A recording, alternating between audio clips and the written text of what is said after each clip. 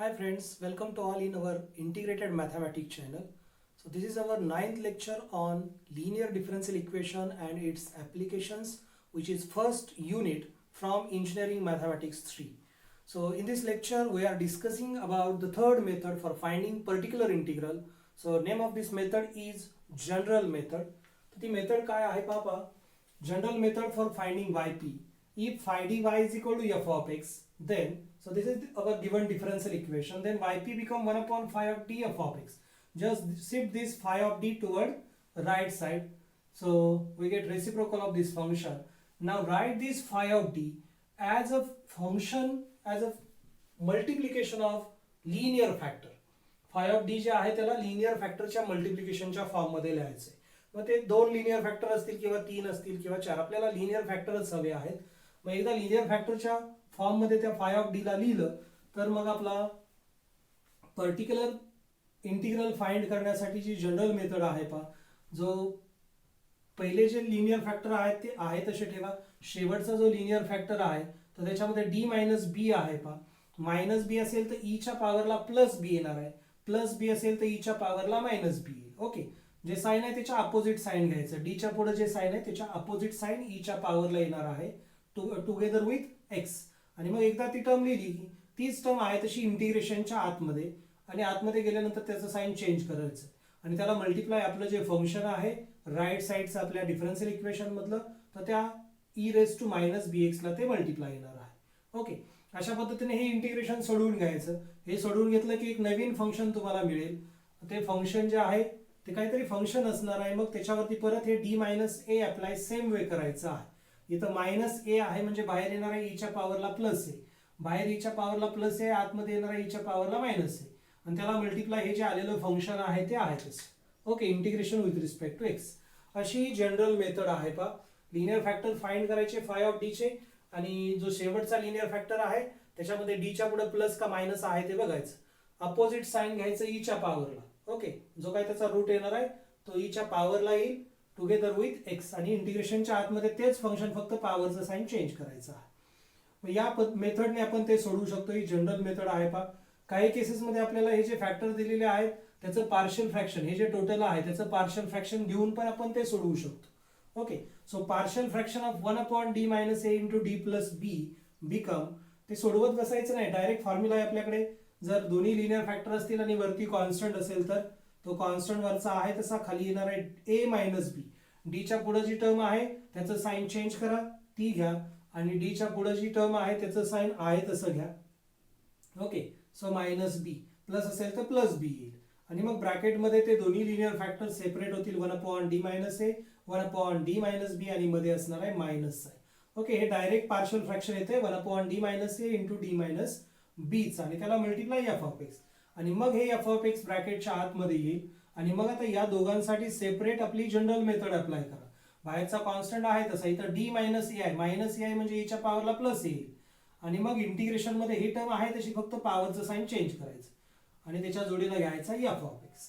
Same for this part, 1 upon D minus b become e raise to b x, integration e raise to minus b x f of x d x.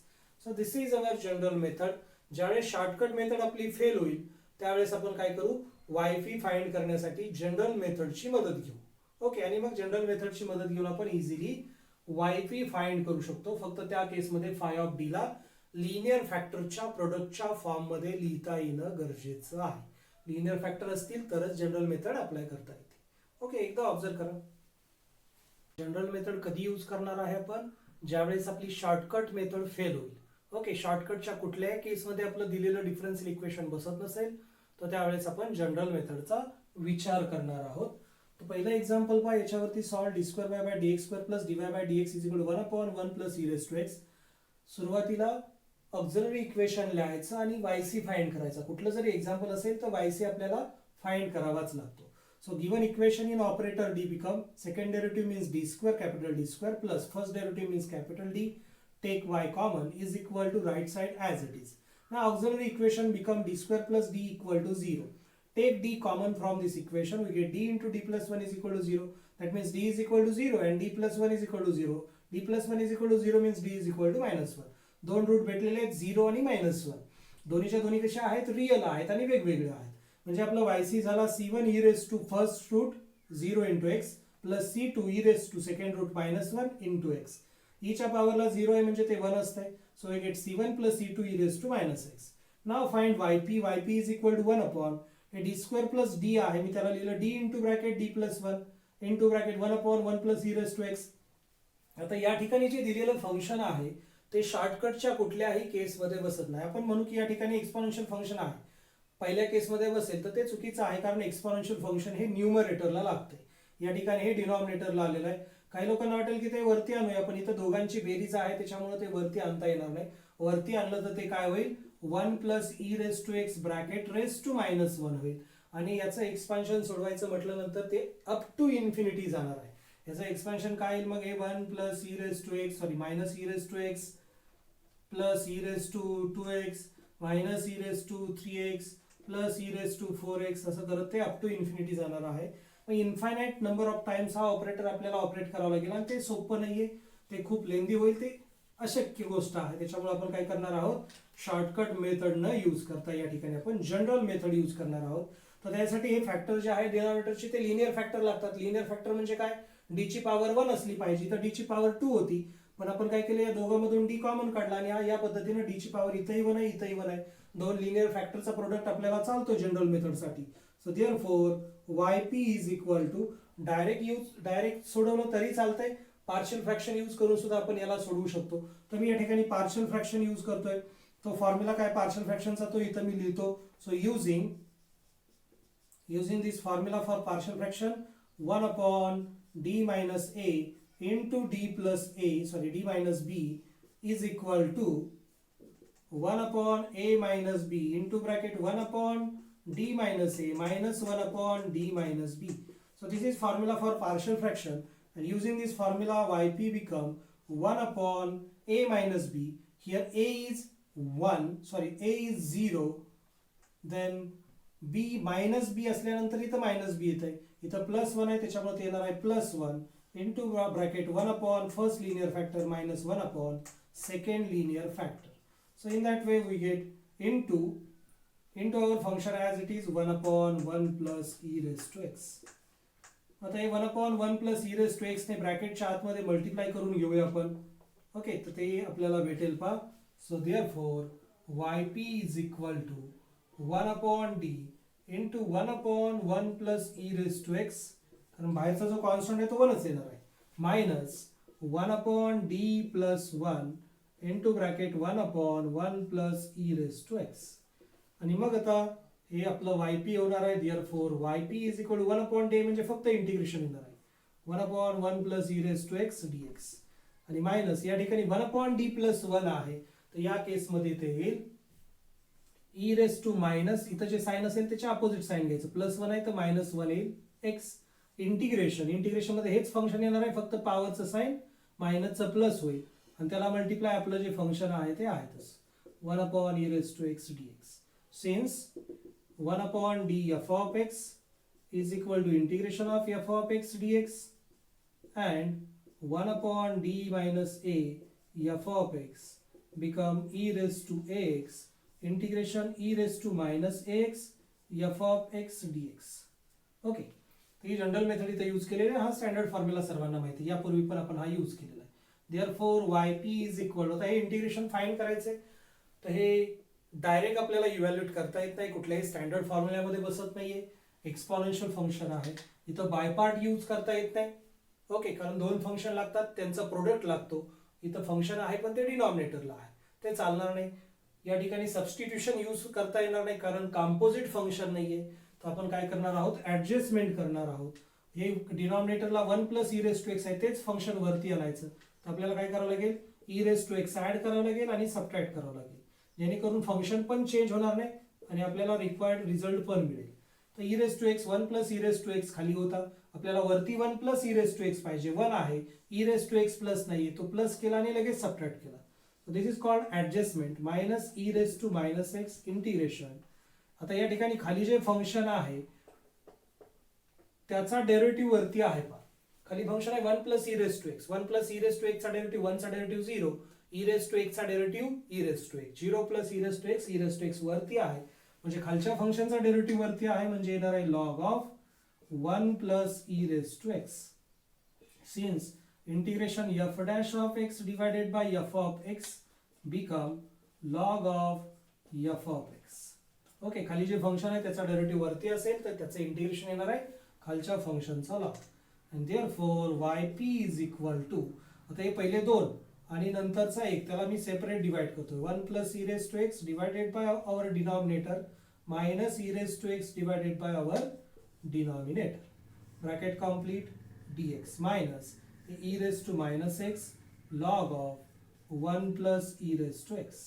So in that way we get this term will get cancelled. 1 plus e raised to x वरती पण आहे खाली पण आहे ते cancel होईल म्हणजे आलं 1 चे इंटिग्रेशन x नंतर मायनस साइन खाली जे फंक्शन आहे त्याचा डेरिव्हेटिव्ह वरती आहे म्हणजे खालच्याचा लॉग आला log of 1 plus e raised to x minus next function e raised to minus x log of 1 plus e raised to x as it is. Okay, याला हे कॅन्सल होते म्हणजे 1 येते पहा, 1 चे इंटिग्रेशन x असते, दोघांची वजाबाकी आहे इंटिग्रेशन सेपरेट झालं, हा झाला आपला yp. and therefore y is equal to yc plus yp which is equal to yc is c1 plus c2 e raised to minus x plus yp become x minus log of 1 plus e raised to x minus e raised to minus x into log of 1 plus e raised to x. तर या पद्धतीने आपले final answer येते. Even आपण या दोघांमधून log of 1 plus e raised to x common घेऊ शकतो. So this is our final answer by using general method. Okay, या ठिकाणी हे शॉर्टकट मेथड मध्ये बसत नाही, आपण काय केलं जनरल मेथडची मदत घेतली. जनरल मेथड मध्ये पण आपण पार्शियल फ्रॅक्शनची मदत घेऊन हे सोडवलेलं आहे. एकदा ऑब्झर्व करा. Now next example on general method become second example, solve d square plus 3d plus 2 into y is equal to e raised to x.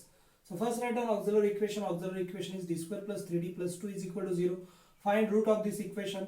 So I will find manually by factorizing this factor of this quadratic equation become d plus 2 into d plus 1 is equal to 0. And therefore d is equal to minus 2 and d is equal to minus 1. These are two roots.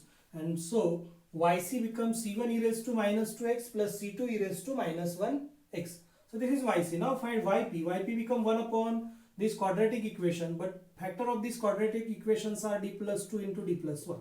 So I will write here using factor into e raised to x. आता या ठिकाणी shortcut method मध्ये हे बसत नाही कारण e च्या पॉवरला फक्त x किंवा x चा लिनियर फॅक्टर लागतो. तर या ठिकाणी काय आलेलं आहे एक्सपोनेन्शियल फंक्शन आलेलं आहे, e च्या पॉवरला फंक्शन आलेलं आहे म्हणजे या ठिकाणी शॉर्टकट मेथड अप्लाय होऊ शकत नाही. मग दुसरा पर्याय काय आहे आपल्याकडे, तर दुसरा पर्याय आहे use general method. So using general method yp become, so therefore yp is equal to this first linear factor as it is 1 upon d plus 2. I will apply this d plus 1 on our function.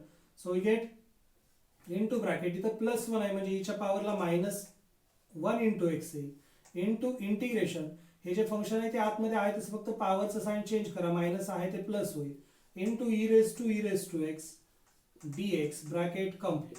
आता या ठिकाणी हे direct integration सोडवता येणार नाही तर कारण दोन फंक्शन आलेले त्यांचा प्रोडक्ट आहे, पण याच्यामधलं जे दुसरं फंक्शन आहे त्याच्या पॉवरला फक्त x पाहिजे पण ते x चं फंक्शन आलेलं आहे म्हणजे कसलं फंक्शन आहे, हे फंक्शन जे आहे ते आहे कॉम्पोजिट फंक्शन.